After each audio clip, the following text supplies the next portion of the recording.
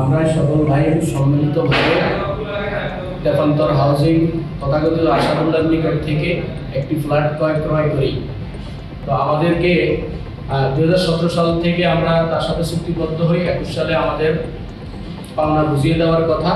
এখন পর্যন্ত সে আমাদের সাথে বিভিন্নভাবে চুক্তি ভঙ্গ করেছে, আমাদের ফ্ল্যাটও দেয়নি এবং আমাদের টাকাও দিচ্ছে না। রেমিটেন্স যোদ্ধা কাতার প্রবাসীদের এমন অভিযোগ তেপান্তর হাউজিং লিমিটেডের প্রতিষ্ঠাতা আরশাদুল্লাহ চৌধুরীর বিরুদ্ধে।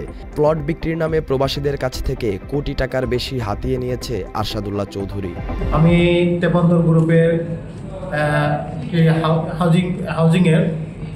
হাউজিংয়ে আমি একটি প্লট রাখি।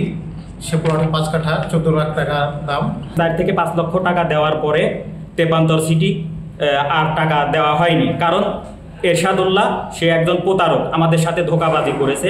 তেপান্তরের মালিক এরশাদুল্লাহ চৌধুরীর কাছে ফ্ল্যাট বুকিং বাবদ 7,10,000 টাকা দিয়েছিলাম। কথা ছিল 2022 ডিসেম্বরে আমাকে ফ্ল্যাটটি বুঝিয়ে দিবে, কিন্তু এই প্রতারক কিছুই করে নাই। প্রায় 1 যুগ আগে প্লট বিক্রির কথা বলে এসব প্রবাসীদের কাছ থেকে জমির দাম বুঝে নিলেও জমি বুঝিয়ে দেয়নি তেপান্তর হাউজিং লিমিটেড। গাজীপুরের পুবাইলে ভুয়া সাইনবোর্ড টাঙিয়ে ড্যাবের জায়গা নিজের বলে ভুক্তভোগীদের কাছে জমি বিক্রি করে আরশাদুল্লাহ। আমরা শেষ পর্যন্ত খবর নিয়ে দেখি এইটা অ্যাকচুয়ালি ডোবা এবং ড্যাবের আওতায়। এটা কোনোদিনই একটা ল্যান্ড প্রজেক্ট হিসাবে বাস্তবায়ন করতে পারবে না। এখনও ওই যেই তিমিরে ছিল 15 বছর আগে সে জায়গাতেই আছে এবং সাইনবোর্ড ভাড়া করে মানুষকে প্লিজ করতে দেখেন। এই 2 মাইলের মধ্যে যত সাইনবোর্ড এগুলো সব আমার জায়গা, আসলে কিছুই না। মাত্র 30% টাকায় জমির মালিক হয়ে নতুন বাংলাদেশের গড়ে তোলার স্বপ্ন দেখা বাংলা বসতি। বহু বছরের হাড়ভাঙা পরিশ্রমে তিলে তিলে অর্থ জমিয়েছিলেন ভুক্তভোগী প্রবাসীরা। ভুয়া জমি বিক্রির নামে তাদের এই কষ্টের টাকা হাতিয়ে নিয়েছে তেপান্তর হাউজিং লিমিটেড। এই আবাসন কোম্পানির প্রতিষ্ঠাতা আরশাদুল্লাহর প্রতারণা থেকে বাদ যায়নি সাবেক সেনা কর্মকর্তাও। যে দলিলপত্র করছে, দলিলও করছে, দলিলপত্র সেই ভুয়া দলিলপত্র, মানে ওটা কোনো খারিজ করা যায় না, কোনো কিছু করা যায় না, কোথাও যাওয়া যায় না, কোথাও দেখানো যায় না। ভুক্তভোগীদের দাবি ধর্মের নাম ভাঙিয়ে তাদের ভুলভাল বুঝিয়ে জমি বিক্রি করেছেন আরশাদুল্লাহ। নিজেকে মাওলানা বলে দাবি করা আরশাদুল্লাহকে একজন প্রতারক বলছেন এই ভুক্তভোগী। অর্থ বুঝিয়ে দিলেও আরশাদুল্লাহর কাছে জমির দলিল চাইলে তাকে শারীরিকভাবে নির্যাতন করার অভিযোগও করেন তিনি। আর এ কাজের জন্য নিজের একটি সন্ত্রাসী বাহিনী তৈরি করেছিলেন আরশাদুল্লাহ। আপনি বেশি কথা কইবেন, চিল্লাফাল্লা করবেন, এখানে মারমু, মারিয়া মুরে আপনারে বিউস করে ফেলামো, রেল লাইনের ভিতরে ফালাই দেবো, রেল লাইনে ফালাই দিলে রেলে কাটি হালাইব, দোষ হইব কি যে রেলে অ্যাক্সিডেন্ট করছে। কিছু পোলাপান রাখছে উনি বডিগার্ড হিসেবে, ওই দিয়ে আমার একদিন 2-3টা থাবরও দিছে। এই ভুক্তভোগীকে জমির কাগজপত্র না দিলেও বেশ কয়েকজনকে জমির দলিল বুঝিয়ে দিয়েছে তেপান্তর হাউজিং লিমিটেড। তবে সেই দলিল তার জমির মতোই ভুয়া।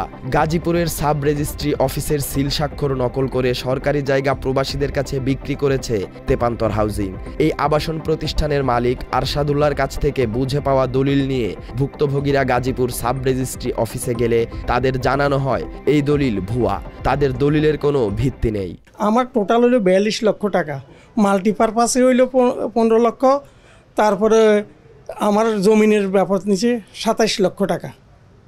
জমিন 2টা প্লট, রেজিস্ট্রির নিচে 2.5 লক্ষ টাকা, আর 24.5 লক্ষ টাকা জমির মূল্য নিচে। রেজিস্ট্রি করে দিয়েছে ঠিকই, কিন্তু এটার সব কাগজপত্রে আছে। ওটার অফিসে আনি রেজিস্ট্রি করছে, তারপরে নামদারে জমা খারিজ করছে, তার জমিন কোথায় কি তা কিছুই জানি না। দলিল এবং যেটা খারিজ করে দিছে কোনোটা যারা ওইখানে বলছে এইখানে এটার কোনো অস্তিত্ব নাই, আপনি যেখান থেকে দলিল করে দিছে ওই অফিসে গিয়ে যোগাযোগ করেন, এখানে কোনো তার অস্তিত্ব নাই। তখন আমি জানতে পারি তাহলে আমারটা এরকম হতে পারে। চেক করতে করতে আমাদের 4-5টা দলিল, আমরা এই সবাই কাতার প্রবাসী, প্রতিটা দেখি এইভাবে ভুয়া সমস্ত দলিল করছে। এসব বিষয়ে কাতার প্রবাসী ভুক্তভোগীদের সঙ্গে সমঝোতা করতে দেশটির এক মসজিদের ইমামের সঙ্গে যোগাযোগ করেন আরশাদুল্লাহ। পরে কাতারের ওই ইমাম আরশাদুল্লাহর কথা বিশ্বাস করেন এবং ভুক্তভোগী প্রবাসীদের আশ্বস্ত করেন। তবে কিছুদিন পর মসজিদের ইমাম বুঝতে পারেন আরশাদুল্লাহ একজন প্রতারক।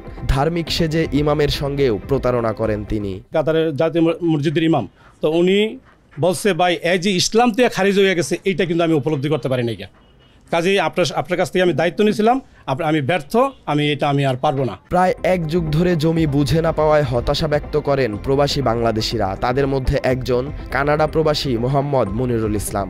জমির কাগজ দেওয়ার কথা বলে তার কাছ থেকে টাকার পরিবর্তে ডলারও নিয়েছেন আরশাদুল্লাহ চৌধুরী। সে আমার কাছ থেকে $4150 রাখলো, রেখে আমাকে বলল যে আপনার 2-3 দিনের মধ্যে এটা রেজিস্ট্রি হবে। তারপরে সে করলো কি, ওই যে কমিশন বলে, মানে রেজিস্ট্রি অফিস থেকে একজন লোক আসে, একটা ব্যাগ নিয়ে, ওর মধ্যে সিল টিল সব থাকে, সেইখানে দেখলাম ওই রেজিস্ট্রি করে আমাকে দলিল দিল। দীর্ঘদিন ধরে জমি বুঝে না পাওয়া এবং অর্থ ফেরত না দিতে আরশাদুল্লাহর শক্তির জায়গা ছিল ক্ষমতাচ্যুত আওয়ামী লীগের স্বরাষ্ট্রমন্ত্রী আসাদুজ্জামান খান কামাল ও পুলিশের সাবেক মহাপরিদর্শক বেনজির আহমেদ। তাদের ছত্রছায়ায় প্লট বিক্রির নামে প্রবাসীদের পাশাপাশি দেশের অনেক মানুষের অর্থ হাতিয়ে নিয়েছে তেপান্তর হাউজিং লিমিটেড ও আরশাদুল্লাহ চৌধুরী। তার কাছে জমি সংক্রান্ত কোনো তথ্য জানতে চাইলে ভুক্তভোগীদের আওয়ামী লীগের নেতা ও প্রশাসনের দুর্নীতিবাজ কর্মকর্তাদের ভয় দেখাতেন তিনি। অভিযোগ আছে বেনজির আহমেদের ক্যাশিয়ার হিসেবেও কাজ করেছেন আরশাদুল্লাহ। এছাড়া বৈষম্য বিরোধী ছাত্র আন্দোলনের বিরোধিতাকারীদের অর্থ সহায়তাও করেছেন তিনি। শত প্রবাসী থেকে হাজার হাজার কোটি টাকা নিয়ে সে এই টাকাকে তার এই সরকার বিরোধী সরকারের ছত্রছায়া থেকে আমাদের এই টাকাগুলো আত্মসাৎ করে। কোনো কুল কিনারা না পেয়ে জমি সংক্রান্ত ও টাকা ফেরত পাওয়া নিয়ে আইনের দ্বারস্থ হয় ভুক্তভোগীরা। আরশাদুল্লাহর বিরুদ্ধে মামলা করেন তারা। এরপর তাকে গ্রেফতার করে আদালতে হাজির করা হয়। এ সময় আদালত চত্বরে ভুক্তভোগীদের উপর হামলা করে আরশাদুল্লাহর সন্ত্রাসী বাহিনী। আদালতের রায়ে ভুক্তভোগীদের অর্থের একটি অংশ পরিশোধ করার শর্ত সাপেক্ষে 3 দিন জেল খেটে মুক্ত হয়েছেন আরশাদুল্লাহ।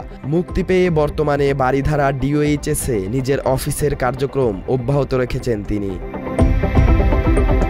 তবে এসব ভুক্তভোগীরা এখন জমি বুঝে চান না, কারণ তারা নিশ্চিত হয়েছেন এই জমি সরকারের। তাদের কাছে প্রতারণা করে এসব জমি বিক্রি করেছেন এরশাদুল্লাহ। এখানে বসতবাড়ি করার কোনো অনুমোদন দেবে না সরকার। এসব কারণে প্রবাসী রেমিটেন্স যোদ্ধারা এখন অর্থ ফেরত চান এবং এর সুষ্ঠু বিচারের দাবিও জানান তারা। এখন আমার উপায় নাই, আমি আত্মহত্যা ছাড়া আর দ্বিতীয়ত না, আমি আদালতে বিষপান করা ছাড়া আর উপায় নেই, আমি আত্মহত্যা করে মারা যাব। আইনের আওতায় আনলে তাইলে আমরা যারা ক্ষতিগ্রস্ত, আমাদের যে কষ্টের টাকা আমরা হয়তো পাওয়ার একটা আশা করতে পারি।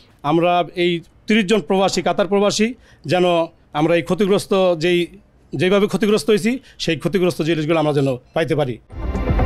সালাউদ্দিন সাজু, বাংলা এডিশন।